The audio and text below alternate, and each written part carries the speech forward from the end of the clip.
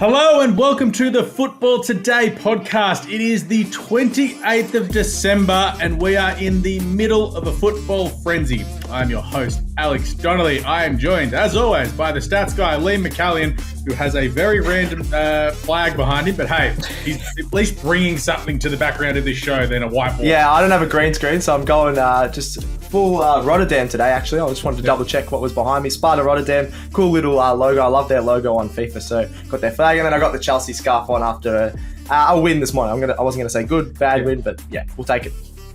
Dubs are dubs, Stats Guy. Where is Rotterdam, just quickly? In the Netherlands, thank you very much. Yeah, I know. Good call. All right, I was just checking. Okay. More like geography guy. I'm joined, as always, the third of our trio, Marcus Bazzano. He is up and about this morning. These two gentlemen have already done a cricket podcast. Check it out at Cricket Today. Marcus may have interrupted that, celebrating a Chelsea penalty. Yeah, a little bit tired watching that garbage this morning. But the GOAT scored, Punchik scored, and I've got my Chelsea Champions League winners scarf. Nice. So, yeah, very excited. Yeah, that's all. So here we are on Football Today, and today we're just going to sort of rip through what's been this amazingly awesome Christmas period. It's been non-stop football since we recorded a show last Thursday, and it has been awesome waking up every morning and watching the EPL. Of course, we have games tomorrow to finish out Match Week 19, and then on Saturday, Match Week 20 kicks off. So we'll touch on what's going on in 18 and 19 before having a quick rip through of Match Week 20. Just a bit of a deviation from the normal show. But as always, we are going to start with a yeah, nah. Ooh. All right, boys. Yeah, nah. Do we have a relegation battle for the final spot? We are assuming that Sheffield United and Burnley are completely toast. So between Luton, Crystal Palace, Notts Forest, Brentford and Everton, do we have a battle for this final spot? Ooh. Absolutely we do. I think, even I mentioned it last season, Brentford down there, cheeky, they just lost 4-1 this morning to Wolves at home. So not much of a fortress there at GTEC Community Stadium anymore, but I think Everton probably could be safe just based off their current form this season. But yeah, for sure, Luton and Notts, I think, are probably the two teams that are going to battle it out for the final spot. Yeah, I'm going to agree with Marcus on that one. I think you're spot on, Alex, as well. It's going to be a massive relegation battle. It's sometimes the most exciting part of a season, especially when City have been winning over the last few years. But I don't mind. Even Crystal Palace could even jump back down there. They're not that. What are they? Only 3 points ahead of the relegation zone at the moment. I think Luton are in much better form over the last month. They've been a bit more competitive than Crystal Palace and Brentford. Marcus did call it at the start of the season. He was saying Brentford weren't going to be good. They're struggling as well. I think Notts and Everton are going to be safe. I don't mind their squads, especially Everton. They've been absolutely awesome, and they're just a bit stiff. If they were, where would they be on the ladder, on the table? If they didn't have that 10-point deduction, like ninth, wouldn't they? Yeah, they would be 9th or 10th. So yeah, I think they're going to continue that solid form, still be towards that lower end of the table because of that 10-point deduction. But yeah, I think Everton are clear, but the rest around that area could be anyone. It's awesome. And of course, we've got January coming up. So a lot of teams will be looking to bring in some players as well to strengthen their squads. All right, as always, Ange ball status to kick off. Christmas cheer! Bit of Christmas cheer for Ange Postecoglou and the boys. A 2-1 win over Everton before Christmas. They played tomorrow morning against Brighton. They were lucky to win this game if you watched it. But hey, Richarlison scored again, and just to annoy Stats Guy, he didn't celebrate. I was hoping I did say he was going to score against his old team, so I was happy with that. But he didn't get to do his pigeon celebration. He's probably just being a bit respectful, so I don't mind that. But as I said on the last podcast, I don't mind if some of those sort of players celebrate against the old teams. He was great. He's been really good over the last 3 weeks now. Finally finding some consistent form for the first time ever. Yeah, like the bit of respect there. He didn't leave in sort of dodgy circumstances, as we talked about last week. All right, we'll get to the other games and we'll sort of talk about the main games that have gone on since last Thursday and then hit a dot point on the rest of the games. Of course, the main game was Sunday morning. Liverpool 1, Arsenal 1. We said before the game, let's hope VAR doesn't ruin this game. And a very contentious non-handball decision against Martin Odegaard was not called. I thought it should have been a penalty. A lot of people said it shouldn't have been. But also, Liverpool decided to overwater the pitch before the game ended halftime. And, well, Odegaard was slipping as the handball wasn't given. It also led to a broken collarbone for Tsimikas after Bukayo Saka slipped near the sideline there. So, reap what you sow, Liverpool, but yeah, that should have been a handball. Yeah, what do you reckon, Marcus? Yeah, I agree. I think that was a clear handball. And can we talk about the 5-on-1 Trent Alexander-Arnold? Oh, I know. Hitting the crossbar, honestly. Yeah. It's Declan Rice at the Battle of the Bastards vibes, just standing there going, bring it on, boys! Some people going like, Declan Rice, 5v1. I'm like, the bloke did nothing. He jockeyed. He jockeyed the length of the Melbourne Cup, I reckon. But I tell you what, have you seen a person move backwards so fast? He was like an AFL umpire where they run back into the middle. He was very good. But you know what? There is a little bit of thing of perceived pressure there as well. Like, you just score that on a training pitch, but in a game thing, it's like there's still that one person there. So there's don't give me that. Declan Rice did absolutely nothing. Did Trent Alexander-Arnold score? His own poor ability. He should have passed it. Yeah, but in this game, I think this spoke volumes to how dominant the centre backs were for both teams. Yep. Gabriel and William Saliba were awesome. I thought Gabriel was better than Saliba. He also scored the goal to open the game. And, of course, Kanate and Virgil van Dijk were absolutely fantastic as well. Clearly, probably the 4 best centre-backs in the league at the moment, arguably. Close, yeah. You'd say Saliba and Van Dijk are clearly the top 2. Yeah, and then take Kanate out. I thought Kanate was great. He was good, though, on the weekend. He's been good all year. He had Gabriel Martinelli in his pocket all evening. Did we want to touch on how wet this pitch was, given how everyone kept slipping? And you saw it at halftime if you were watching the game. They were literally soaking that field. Yeah. I think that was to stop the Arsenal fast break and the way that they moved the ball around. Fair enough. It's, doctor your own pitch the way you want, but it didn't really work out for Liverpool the way they want. Every Premier League side they do water the pitch at most games. I think unless it's snowing or something like that, but you're right. This was a heavy 10. Yeah, it was. In racing terms, it definitely was. It was very wet. I didn't think we were going to get a racing reference on that one, but you always sneak one in. I know what you're saying. I think every team does water it, but it was a little bit dodgy, but it's home ground. It happens in all sports. You get a little bit of home ground advantage, and it definitely did help Liverpool a bit because Arsenal on the counter-attack are pretty strong. And then overall, it just felt like a better result for Arsenal, walking away with a draw rather than losing. And Liverpool only 2 points from their last 2 home games against United, and Arsenal feels a bit of a kick in the pants for them. Yep. Anyway, moving on. Aston Villa won, Sheffield won. The Blades nearly stole it. It would have been the thievery of 2023 had they won it. Villa missed their big chance to go atop. They had every chance to win it, and they couldn't. Nah, they just forgot how to finish in front of goal. That was so frustrating, that game. When they went down, there was I think there was an overturned goal as well, so they were celebrating, thinking they were going top, and then Sheffield, after 90 minutes, like, no, we're going to win this. Villa very lucky, actually, just to get a point in the end, because Sheffield looked like they were going to win that in the 94th minute. But Villa, I still think they're going to be right up there. That was just a bit of a missed opportunity there to go to the top because they just couldn't finish their dinner. They got half the job done with Liverpool and Arsenal drawing. I know. But obviously they couldn't rein it in for us. No. all the way back to the start of the week. Crystal Palace won, Brighton won. Watching this game, the draw felt fair. Not much really happened. No, or Brighton should be doing better than that, drawing to Palace, but they've been horrible the last couple of months. Palace at home on a winter's night is always tough. Yeah, it's like Stoke. Yeah, exactly. West Ham 2, Manchester United 0. It's a tale of two games for Manchester United, as we'll get to later. Yep. Anthony played one pass to Rasmus Højlund all game, and Højlund got dragged. The service to Højlund was just disgraceful, and West Ham smashed them. Not smashed them. It was more United slipped over, and then they just said, "Oh well, game over. We're not going to try. We're going to lose 2-0." Yeah, I think it was more. Oh, you go, Marcus. More teams like West Ham took their chances. Manchester United didn't. I think that was just basically the result of the match in the end. Yeah, I think that's spot on. West Ham, especially Kudus, he's been awesome. He gets a couple of chances on goal, and he's scoring at the moment for West Ham. So love him. What are they? Been a great purchase. Nottingham Forest 2, Bournemouth 3. Now, this is probably the most contentious decision of the weekend. The second yellow, which ended up being a red card for Bowley, it was a dead set joke. I think we're all in agreement there. Yeah. Is this where VAR needs to step in on a second yellow card that turns around and go, all right, hold on. That's not a yellow card. We're taking this one back. He got the ball, and then it was just in that follow-through that he's clipped the ankle. It's just not a second yellow card.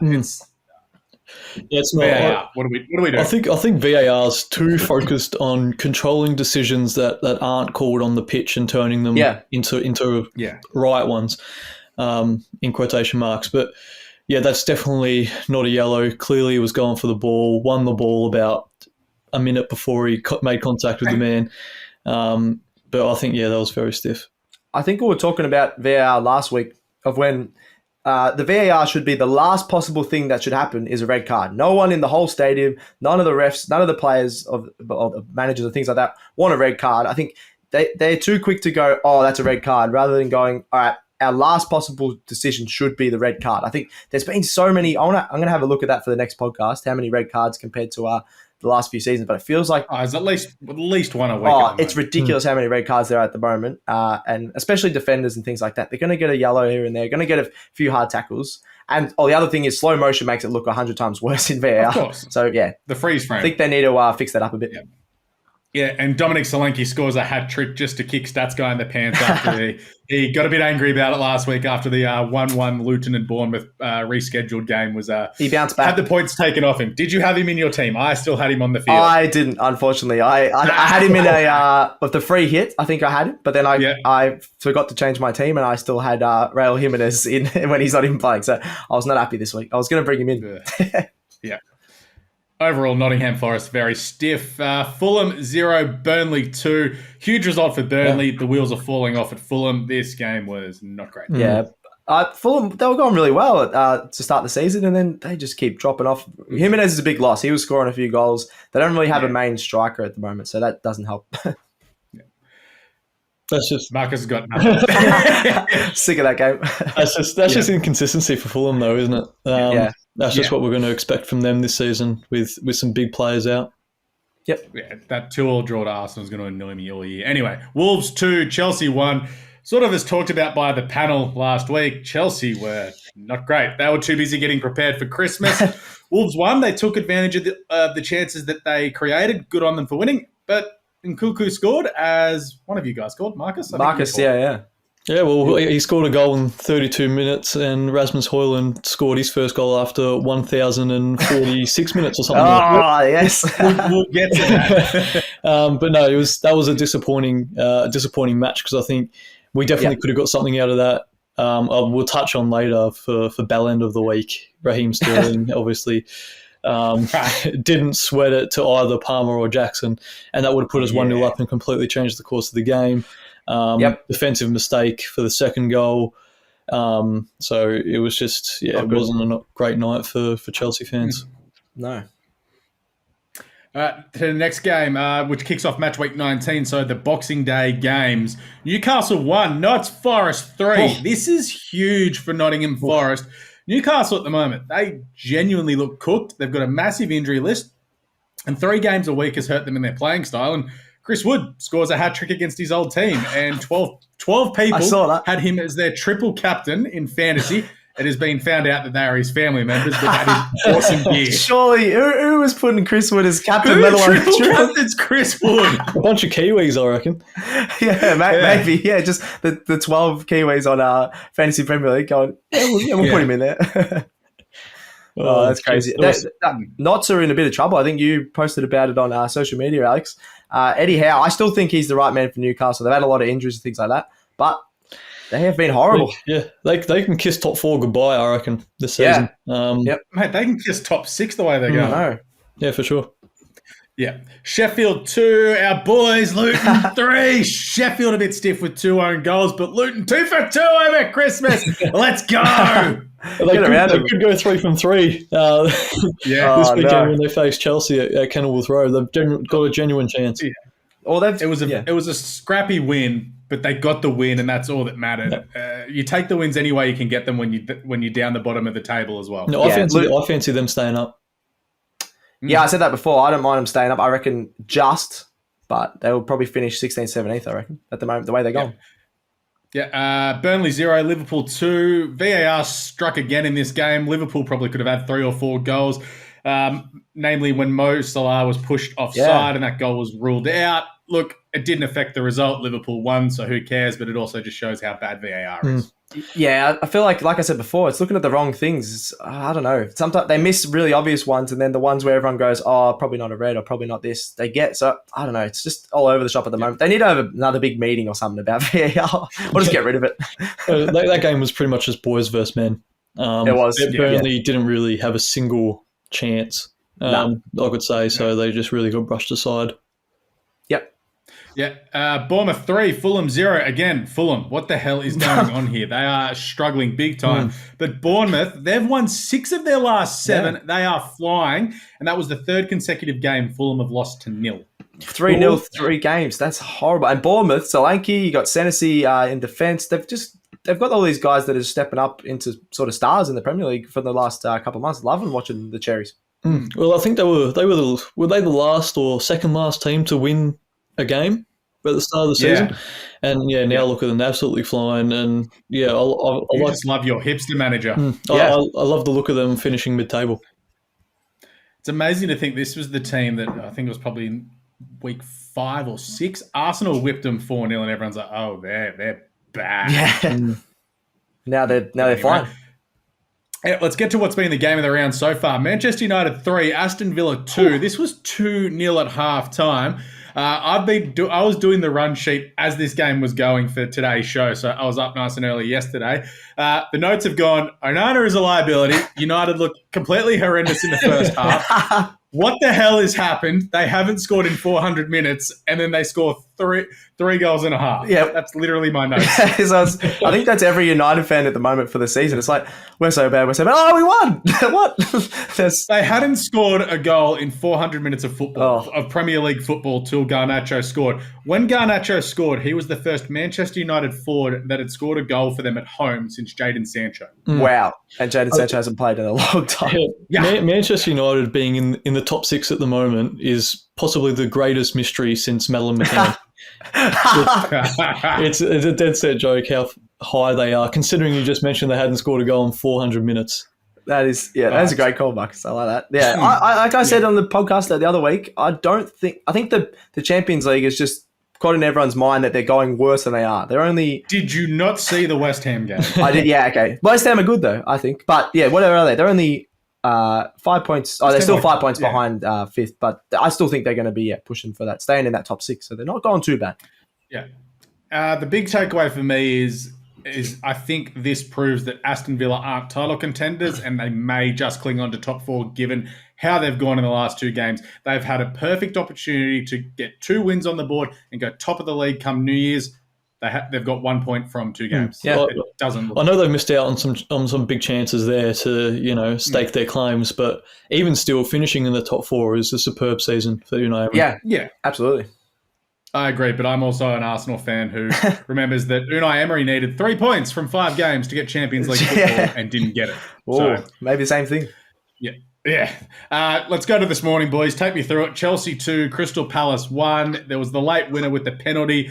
Arguably a soft penalty, but Chelsea have taken the W. I wasn't watching this game. I was flicking between Brentford, Wolves, and Everton, Manchester City. So take me through this game. You go, Marcus. Well, I think it was a good start by Chelsea. Well, good start by Crystal Palace in the first 10 minutes. And then we nicked the goal, and we looked pretty solid for the first half before Crystal Palace nicked one right before half-time. So that tore up Poch's notes in the half-time break. But yeah, the start of the second half was really poor, actually. I think with 75% possession, Chelsea didn't have a single shot for quite a while. Ooh, yeah. I thought some of the substitutions Poch made were questionable, taking Nkunku and Mudryk off, who were the dangerous players, and actually taking people on.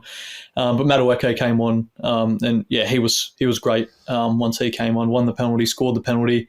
And I think it's about time that he gets his deserved minutes because he hasn't really featured that much this season. Yeah, I think we were talking about this morning while we were watching Marcus. That I feel like Poch is sometimes rotating too much. You got Mudryk, he's been scoring each time he started lately, the last couple of games. I think he should be straight into the starting lineup. Madueke as well, especially with Palmer out. Who else was out? Sterling was out. Yeah. Madueke, I reckon, could have been that young leader in there, and he showed at the end of the game that he probably should have been on earlier. And we'll take a win. I know when are we back in the top half? I can't believe I'm excited about being back in the top half, but we'll take that. And we got that was our youngest ever team went out today. I'm pretty sure youngest ever starting. It was the 7th youngest ever Premier League team. So I know we're 10th and people are going, oh, they're not going well. We spent a lot of money, obviously, but the fact that we're playing that youngest ever team and got a win, I'll take that. Cool. Brentford 1, Wolves 4. I got nothing to add. I don't care. Wang scored a double, 14 points on fantasy for those playing at home. But the big takeaway from this is, we know Wolves are going well and they're going to be safe this year, as we sort of thought at the start of the year they're going to struggle. But what's going on at Brentford? They are not going well at the moment. They're currently 14th. They've lost 4 games on the trot, and they're only, 4 points out of relegation zone at the moment, and they've got Crystal Palace, Notts, Tottenham, Man City in the next month. Well, I told you, lads, just get me some arrow cards, and I've got you sorted for your future predictions. No, I think they were really poor, but a big takeaway is I think Hwang ended up getting injured, didn't he? I think I heard that. I was watching the Chelsea Crystal Palace game, obviously, but I'm pretty sure that they mentioned that, and it was a big blow for Wolves. So that could be a big thing moving forward, not only for fantasy people, but for Wolves in general. But that was really damning, especially at GTEC Community Stadium, to lose 4-1 to a fellow mid-table side. Definitely some alarm bells. Brentford not looking good. Wang was awesome. What else was I going to say? I completely forgot what I was going to say then. Wang was really good for fantasy, and Brentford, I think you might be right, Marcus. They could be heading towards the relegation zone. Yeah, Hwang ended up taken off. Yeah, at halftime. Oh no. Yeah, he's been taken off by it's a back spasm apparently, so he should be all right. But wait and see regarding that one. All right, the final game of so far this week is Everton 1, Man City 3. Man City getting the job done back from Saudi Arabia after winning the Club World Cup. Who cares? More importantly, out of this, I suppose it's the penalty that was awarded. It felt soft. Yeah. I guess if I'm saying the Martin Odegaard penalty should have been a penalty and this is given, but it's my big takeaway from this, which I didn't like, was all of the Man City players rushing to the ref and genuinely bullying him into the decision to give the penalty, because it took about 5 seconds for the penalty decision to be made. What happened to stay away from the referee? Only the captain can go up and do it, and they're going around and rushing to the referee. It more sends a bad message to kids playing football on a Saturday and a Sunday for me. Going, if we think a decision should go our way, let's get around the referee and intimidate them. It sends the wrong message. It's the only, honestly, fine them. It's the only sport at the moment, I think, in the whole world where like the Premier League or lots of the football leagues around the world where they touch the ref on the shoulder or things like that, or they get right in their grill, and it's probably the only sport where they sort of get away with it. I think there should be, you're right, Alex, I think there should be some fines, yellow card. More, they actually said they're going to crack down on it, but probably not enough. Yeah. And you could see that ref was a bit 50-50 on that call. 10 of the Man City players are yelling in his face and he just gives it. He probably was going to give it anyway, but it's just not a good look. I agree with that. I'm fine if VAR goes penalty. That's fine. Yeah. But for the fact that he's like, I'm not sure, and then the City players just get straight around him and into his face. He's like, oh God, penalty. It's a terrible look. I know they got fined £125,000 for that. It was against Tottenham, wasn't it, when Haaland went off his head? Yeah. But why wasn't there a suspension or something for dissent when players from it, like who was it last year? Mitrovic got, what did he get, like 9 games or something for bumping a referee? Yeah. What's the difference between this and you having 6 players swarm around a referee? I know they're not touching him, but there's an intimidation factor and it sends the wrong message. 100%. There's so much pressure on referees now, more than ever this season. And they didn't really bully them into the decision. He originally gave the corner and then is looked over at the assistant who said, it's a penalty, and then pointed to the spot. But still, like it does send a bad message, and that's one thing in the game that really needs to be changed. Definitely. Yeah. Too easy. All right, boys, let's move on to On the Spot, where we sort of run through what has gone on, as we just talked about, and the performances of the week, goal of the week, bell end of the week, and so on. All right, performance of the week. Who's hot, boys? Can be a team, can be an individual. What have we got, Marcus? Well, I've got Bournemouth, 4 wins on the trot, and they move into the top 10 after a pretty horrendous first 10 15 games of the season. But I also want to touch on, Manchester United's comeback. Really shut a lot of people up, especially the Aston Villa fans who were singing, you're getting sacked in the morning to Ten Hag after half an hour after they went 2-0 up and then ended up losing the game 3-2. So they lost. That's funny. Yeah, credit to Manchester United. Stats boy. Got to go Solanke. I'm going Bournemouth as well. Let's talk about Bournemouth today. I like it. Solanke, 4 goals in his last 2 games. Even got the other goal that he scored that didn't end up counting against Luton Town. He's just unstoppable at the moment. You only give him a couple of chances. He uses his strength, can score either foot, and I wouldn't be surprised, even at the end of the season, if Bournemouth don't finish in the top half. I reckon someone might snatch him up and claim some big bucks because he's been absolutely awesome. Every chance it happens in January, or maybe January. If only Chelsea could use him. We haven't spent much money. Yeah, he was a Chelsea boy. True. Yeah. For me, Luton Town. How can I not? I called it before last week and said they were going to go 2 for 2, and they did it for me. Oof. God bless them. 6 massive points for them, drawing them just towards the, 16th, 15th, 14th. Getting closer, yeah. They're getting closer after looking horrendous to start the season. But as I said, at home, they're going to be very hard to beat in the back half of the season. All right, the bell end of the week. And it looks like we have a Chelsea double here from the boys. So go off, lads. You go first, Marcus. Go ahead, Stats Guy. I'll go. Nicholas Jackson. This is that game.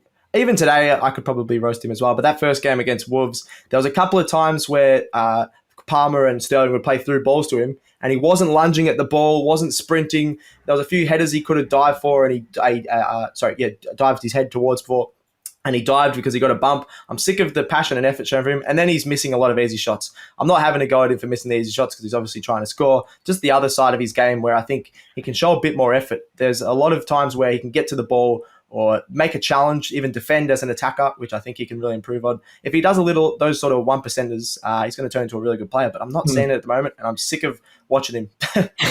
Yeah, well, I mean, he missed luckily we won the game this morning because he missed an absolute sitter in the 80th minute to put us 2-1 up.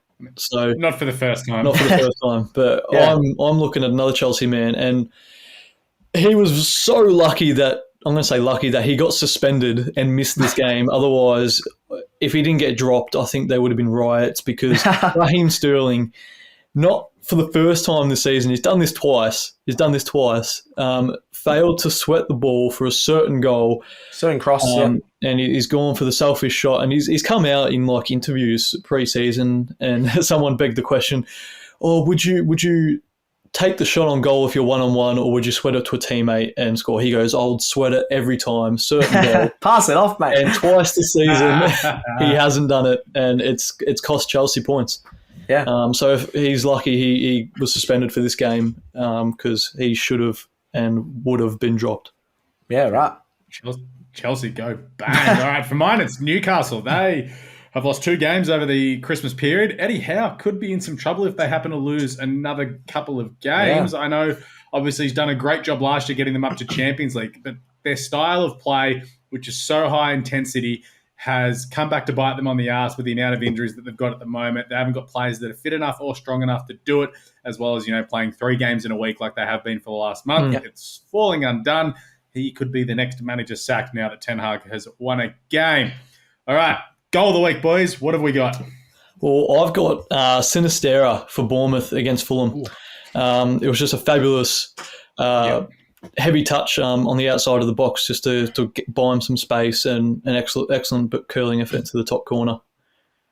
Yeah, nice. I'm going to go Højlund. I don't like Manchester United, but I'm happy for Højlund. He's finally scored. 1,000 minutes he played in the Premier League. Couldn't get a goal. I think it was a solid finish off the post. Just the passion that came out of him when he scored that goal. And I think he really... He looked like he was going to cry. I know. If I was him, I probably would have as well. I feel bad for him because you can tell he's a very good player, obviously scoring in the Champions League a lot. Just as you mentioned earlier, Alex, the delivery to him has been horrible this season. If they can get a ball anywhere near him, he's a great finisher, and I think this will open the floodgates a little bit for him. I wouldn't be surprised if he scores in the next couple of games as well. With him and sort of also Nicholas Jackson, it goes to show why Big Six clubs don't bring in strikers as sort of a project. Like yeah, stay somewhere else for another 2 years and we'll pay an extra 40 million when we know you're elite. It's like, imagine if Højlund had another year or two in the Serie A or somewhere else. It's just like, yeah, okay, now come in for 100 million. He'd be scoring 20, 30 goals a season. Same for Nicholas Jackson as well. It's like the Man City here. It's like, now we're going to buy Haaland now. My goal of the week, well, it's a package deal. Chris Wood, hat-trick against his old club, wins them the game on Boxing Day. How can you not go with that? The opposite of goals leads to saves of the week. Boys, what have we got? We renamed it the Mackenzie Arnold. I've got to put that down there. The Mackenzie Arnold of the week, the save of the week. Stats guy. Matt Turner. I think we roasted him on the opening podcast, but he was really good against Newcastle. Was he? Only conceded I don't one. think he was that good. He had to stop. They had a lot of shots, Newcastle, and I just think that only conceded one goal. Helped him stay in it. Didn't do any stuff-ups. I just think I'll give him a bit of credit. They only conceded one goal after Newcastle had a lot of shots. So I'm shocked Arsenal got 5 million for him. Yeah. Anyway, he was solid, and it might have been his only solid game of the season so far, but he did really well and helped not to get a win. So I'm going to say he did a couple of good saves, so I'm putting him in there. Well, I know I've got all the games over the festive period to choose from, but I'm picking one from this morning. Pickford's double save against City this morning. The first save was a strong save, but the second save for me was superb. It was almost a certain goal for Alvarez. And yeah, he just swung a wild boot. Luckily, he hit the shoelaces and then just whistled wide of the post. So Jordan Pickford for me. I'm going all the way back to the start of the week with Vicario. He genuinely got sideways on one of his saves. I reckon I would have torn my rib cage. You can't tear a rib cage, but I would have the way he saved that. That was utterly amazing. So shout out to Vicario as much as I dislike Tottenham. All right, boys, before we head to a break, any fantasy updates that we've got here? Of course, after this morning, we need to watch on Wang because with his injury. So we'll wait and see if he's going to be injured there. What do we do with Erling Haaland? Obviously, didn't play once again. So that's 5 or 6 games across all levels that he's missed recently. So do you keep him? Do you sell him? What do you do?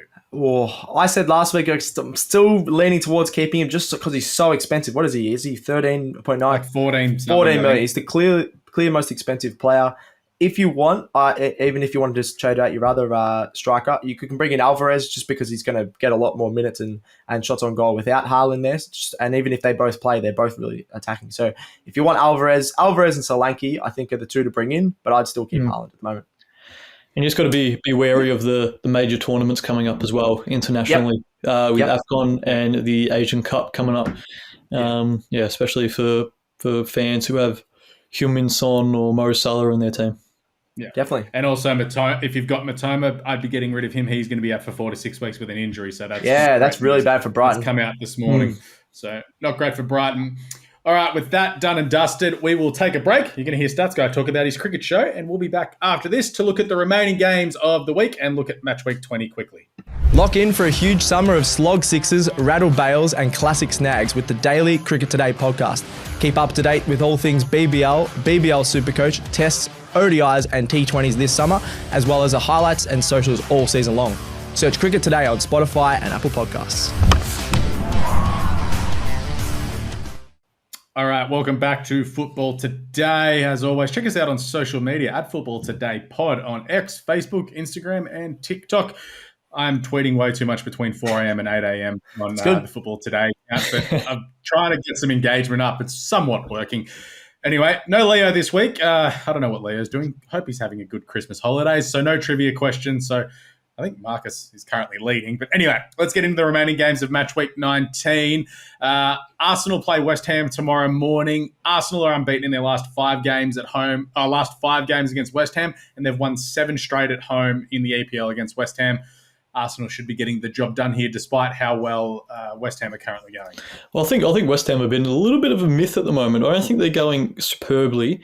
I think they just have a lot of players who, in moments, can deliver. We're looking at Jared Bowen in particular, but we're talking about big players who can deliver. I think this Arsenal side have to get the job done here. We look at last season where they slipped up with some games at home in particular. This is a game where they should be winning, and I think they have learnt from last season, and they should win this. Mm-hmm. Yep. Yeah, Stats I'm going to say the same thing. I think Arsenal will win, but I wouldn't be surprised if West Ham score a goal or two. Arsenal usually concede one. I think West Ham have been really solid in attack. They've scored I just wanted to check that as we were looking it up. I think it's 13 of their last 14 games in all competitions. So I wouldn't be surprised if this is like a 2-1 or a 3-1. Arsenal at home, you can't bet against Arsenal at home, so you got to definitely go Arsenal. But West Ham with Kudus and Bowen, as Marcus mentioned, I think they've been really strong in attack and they take their chances really well on the counter attack. So I think it'll be 3-1 Arsenal.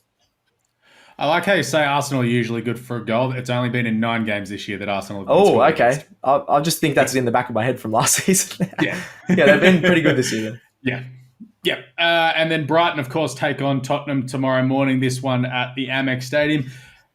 Again, like I said last week with Tottenham, no result would shock me here, but given the injuries that Brighton have got at the moment and just how inconsistent they are, you think Tottenham should be winning, but again, I won't be shocked. Yeah, there's injury troubles for both sides here. Romero's out for about a month. Hate to see it. So they're 100% going to buy a centre-half in January.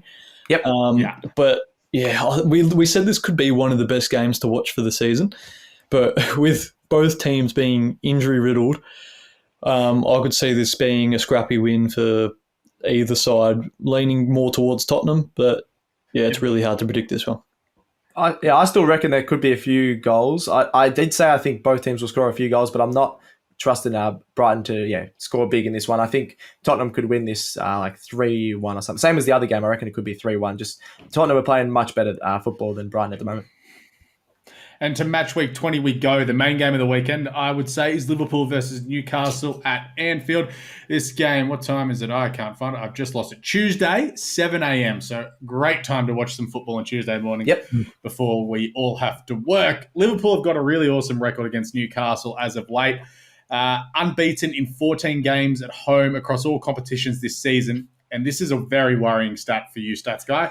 Newcastle are the 19th ranked side in the EPL this season in games away from home. They are 1 win, 2 draws, and 6 losses. Really? Wow. Well, they're definitely not going to win this one. That is really bad. Newcastle last season were keeping clean sheets a lot away from home. But they've just, I don't know what's going on. I know they've had a lot of injuries, but then you got their star player Trippier, as you mentioned, Alex, on the last podcast. I don't know what's going on with him. He's been shocking. So just a lot of their guys, even Miggy, who I loved last year, he's missing a little bit in the big game. So can't trust Newcastle. I think Liverpool are going to absolutely smash it. This could be a whomping. Yep. Yeah. If you don't have Mo Salah to score any time in your multi, get on that now, because he always scores at Anfield and he just always scores in general. But I think Newcastle 5 straight Anfield games. There you go. And Newcastle, they've definitely can be a little bit worried, because I think getting knocked out of the Carabao Cup, I know it's the Carabao Cup, but that's a trophy that they had their eyes on, just, because they, just to get one, just tick one over, because they haven't won a trophy for God knows how many years. Sure. That would have been a great opportunity for them with the teams that are remaining in the competition, in that competition, to win that. But Eddie Howe may be in some trouble after a big loss.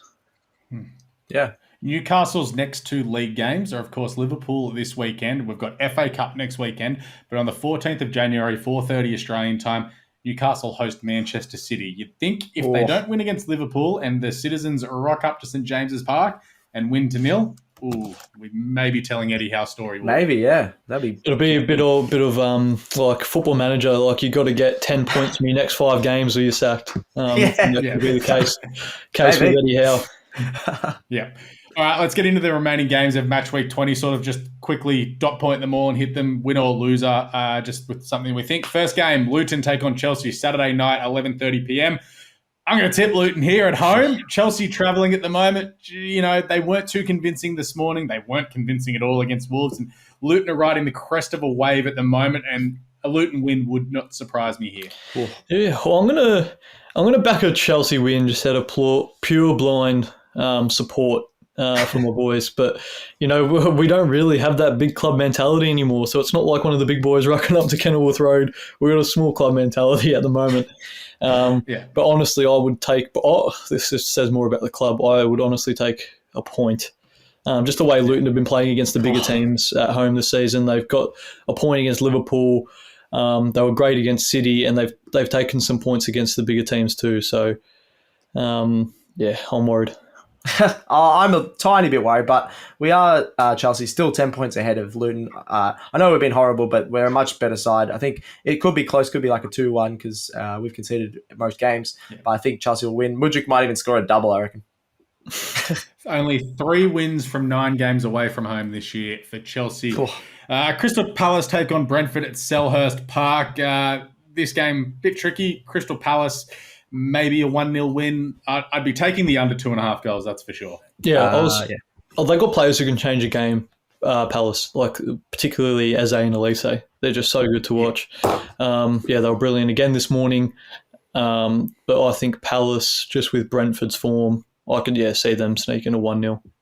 Yeah, I'll agree with Marcus. Yeah, Palace just, not too convincing, but we'll win. Manchester City host Sheffield United. Manchester City will win. Who cares? Well, 5-0 maybe. Alvarez hat-trick. Yeah. Aston Villa host Burnley. You'd think Villa would be getting back on the winners list after this one. Burnley, I know that they won last match week, but then they were terrible against Liverpool. That really shows where they are at the moment. I think Villa win. Yep, agreed. Villa might be at like a little bit of a dearer price in the bookies after their loss to Manchester United. So I think 100% get them in a multi for them to win at home. Yeah, especially Villa Park. Got to go Villa. Yeah. Wolves and Everton at the Molineux. I think at home, Wolves will get the job done. They are flying at the moment. That was a really good win this morning. And, of course, the win against Chelsea was good. There seems to be a good vibe coming out of the Molineux at the moment. No, I agree. They're playing some good football. Big injury cloud over Huang. And, that could be the difference to them winning this game and drawing it. So I think, if he plays, they'll win. I'm going to go draw because I think Everton have been really solid in defence and it could be like a 0-0 or a 1-0. Notts Forest bouncing into the City ground off the big win against Newcastle. They host Manchester United. I think we'll see a high-scoring game here. Manchester United scoring goals is actually how you win games. We might try that. But Notts at the City ground, as we've said, are pretty hard to beat. They were stiff last week against Bournemouth. And if you sort of play the rule of Bournemouth smash Man United and Notts probably should have beaten Bournemouth, that means Notts should win, right? Is that how it works?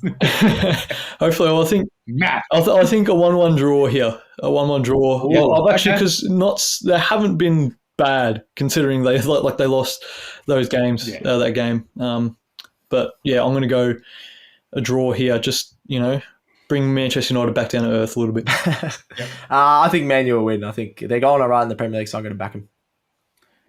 Arsenal travelled to the Craven Cottage to take on Fulham. I distinctly remember Arsenal going to Fulham earlier this calendar year, that is, and just absolutely dominating Fulham. And Fulham are like, what is this? I think the exact same happens again, given Fulham have lost their last 3 games to 0. Yeah, we have no idea what to think of when we see Fulham on the pitch. But Arsenal should win this.